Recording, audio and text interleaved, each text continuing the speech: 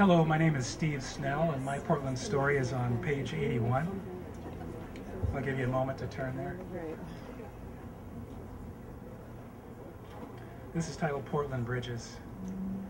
I love the Portland bridges, the angles and curves of Portland iron and Portland steel, the concrete pillars and pilings, hands that hold them up into the Portland sky, the color of them painted red and black and sea breeze green, close-up color of rust and graffiti, and painted over patchwork of muted tones, peeling tongues of color, rust revealing, and Jackson Pigeon Pollock splatter pattern brushwork, driving over them, an east-west adventure, driving over them at night, the steel bridge, a medieval fortress of black towers, Portland bridges, ruminate at night over a river, dark and shimmering with city lights.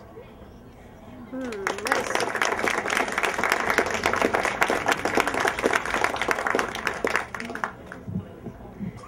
Hello, my name is Natalie Elgerbagi, and you can find me on page 6. And I just wanted to thank you, Melissa, for everything. It's a project, opportunity, and a beautiful thing that to emanate Portland. So page 6. I wake up every day, and the first thing I do is gaze out of my window to see what the sky has in store for me.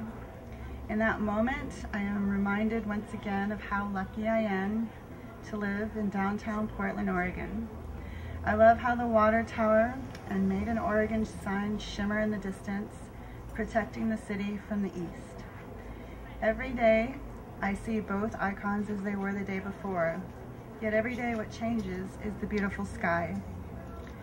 Not only does the sky change daily, but the sign itself is changed twice, starting out as white satin for the White Satin Sugar Company, then becoming White Stag in 1957.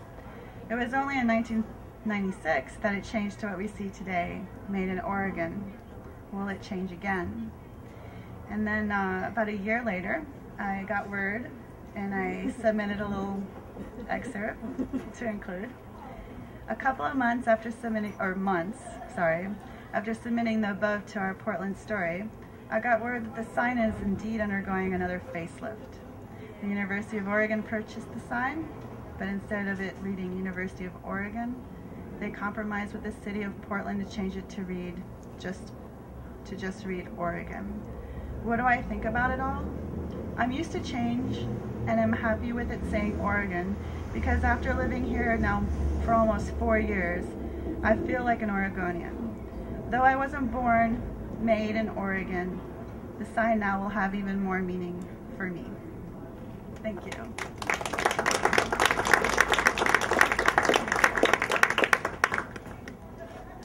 My name's Dan Hanico, 46 in more ways than one.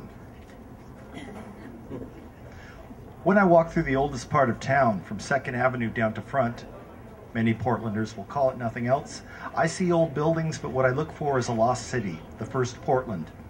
That city with its riverfront downtown, cast iron facades, Italianate mansions, Chinatown, and crowded mass-filled harbor has almost entirely vanished.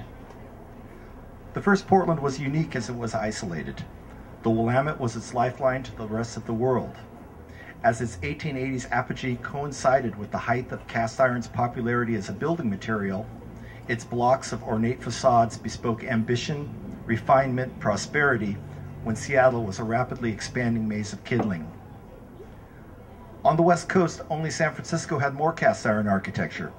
That is, until April 18, 1906. By the 1890s, the riverfront city was already on the wane. Downtown moved inland, and streetcars pushed the city outward. Architecture changed. A century of demolition, freeway construction, bridge approaches, and a seawall along the river erased most of the original downtown.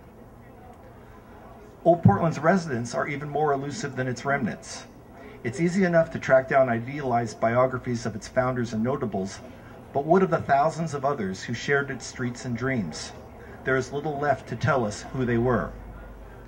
Or is there?